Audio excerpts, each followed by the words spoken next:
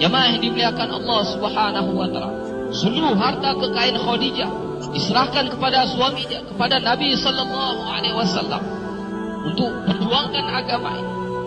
2/3 kekayaan kota Mekah milik Khadijah.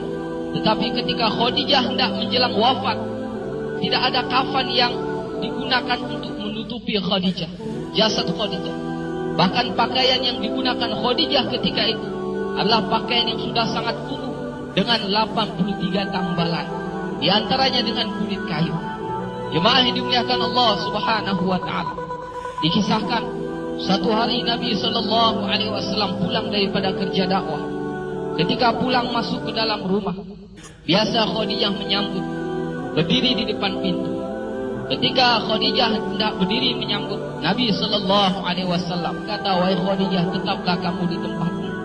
Ketika itu Khadijah sedang menyusukan Fatimah yang ketika itu masih bayi.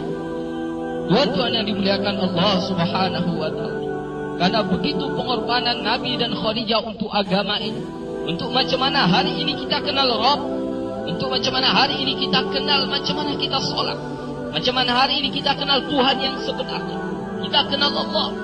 Jamaah yang dimuliakan Allah Subhanahu wa taala, seluruh harta kekayaan mereka telah menjadi habis. Sehingga ketika Fatimah menyusu, bukan air susu yang keluar, tetapi darah yang keluar yang masuk ke dalam mulut daripada Fatimah radhiyallahu anha. Maka Nabi SAW telah mengambil ini Fatimah dan diletakkan di tempat tidur. Gantilah Nabi SAW berbaring di pangkuan Khadijah. Maka Nabi SAW karena begitu lelah jumpa manusia dengan menghadapi caci maki dan fitnah manusia ketika itu, Nabi tertidur. Ketika itulah Khadijah dengan belayan kasih sayang membelai kepala Nabi SAW. Tak terasa air mata Khadijatul Kubra menetes di pipi Nabi sallallahu alaihi wasallam. Nabi pun terjaga. "Wahai Khadijah, kenapa engkau menangis? Adakah engkau menyesal bersuamikan aku Muhammad?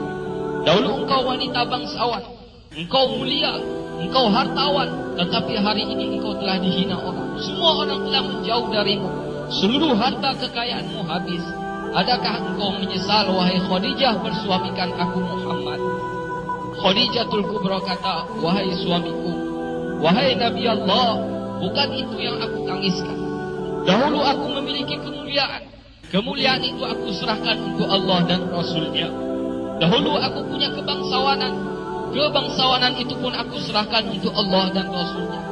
Dahulu aku memiliki harta kekayaan. Seluruh harta kekayaan itu pun telah aku serahkan untuk Allah dan Rasulnya. Wahai Rasulullah, sekarang aku tak punya apa-apa lagi. Tetapi engkau masih terus memperjuangkan agama ini. Wahai Rasulullah, sekiranya aku telah mati, sedangkan perjuanganmu ini belum selesai. Sekiranya engkau hendak menyeberangi sebuah lautan, engkau hendak menyeberangi sebuah sungai, dan engkau tidak memperolehi rakit pun ataupun jembatan, maka engkau galilah lubang-lubang kuburku. Engkau galilah kuburku, engkau ambillah tulang belulangku, kau jadikanlah sebagai jembatan untuk engkau menyeberangi sungai itu, untuk jumpa manusia. Ingatkan mereka kepada kebesaran Allah, ingatkan mereka kepada yang hak, ajak mereka kepada Islam, wahai Rasulullah. Tuan-tuan yang dimuliakan Allah Subhanahu wa taala, seorang nabi yang agung, seorang istri yang agung, suami istri berpelukan sambil menangis memikirkan agama ini. Allahu Akbar. Jemaah yang dimuliakan Allah Subhanahu wa taala, agama tersebar. Hari ini kita kenal Allah bukan dengan mudah, jemaah yang mulia. Agama sampai dalam kehidupan kita. Agama sampai ke kampung kita. Agama masuk ke dalam rumah-rumah kita. Agama sampai ke dalam hati-hati kita, jemaah yang mulia. Bukan dibawa oleh burung, bukan dibawa oleh angin, bukan dibawa oleh air sungai yang mengalir, bukan, jemaah yang mulia. Tapi dibawa oleh pengorbanan Nabi dan para sahabat. Dibawa oleh pengorbanan para janda sahabat. Dibawa oleh pengorbanan yatim-yatim para sahabat, jemaah yang mulia. Ulama beritahu hari ini kita senang-senang amal agama di atas penderitaan dan jeritan janda-janda dan yatim para sahabat. Hari ini kita kadang-kadang senang amalkan agama di atas penderitaan Khadijatul Kubra radhiyallahu taala. Jemaah yang dimuliakan Allah Subhanahu wa taala, Kalaulah hari ini kita tidak hargai pengorbanan mereka, apa yang harus kita jawab di hadapan Allah? Kalaulah kita jumpa Allah, apa yang akan kita jawab di hadapan Nabi? Kalau kita jumpa dengan Nabi, apa yang akan kita jawab kalau kita jumpa dengan Abu Bakar yang telah menghabiskan seluruh harta bendanya untuk agama ini?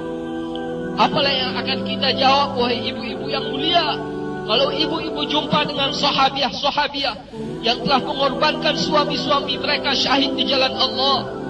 Apa yang akan kita jawab sekiranya kita jumpa dengan anak-anak yatim para sahabat, sedangkan mereka telah mengorbankan ayah-ayah mereka untuk perjuangkan agama ini? Jamaah yang dimuliakan Allah Subhanahu wa ta'ala, agama ini sangat berhajat kepada pengorbanan jamaah yang. Agama tidak akan tersebar dengan tulis-tulisan. Agama pun tidak akan tersebar dengan cakap. Agama tidak akan pernah wujud dalam kehidupan kita tanpa kita mengorbankan diri kita, jemaah. Sudah menjadi syarat. Agama akan wujud melalui pengorbanan, jemaah yang mulia. Hidayah akan datang dalam diri kita melalui pengorbanan. Agama akan tersebar. Hidayah akan tersebar ke ujung-ujung dunia, jemaah yang mulia, melalui pengorbanan.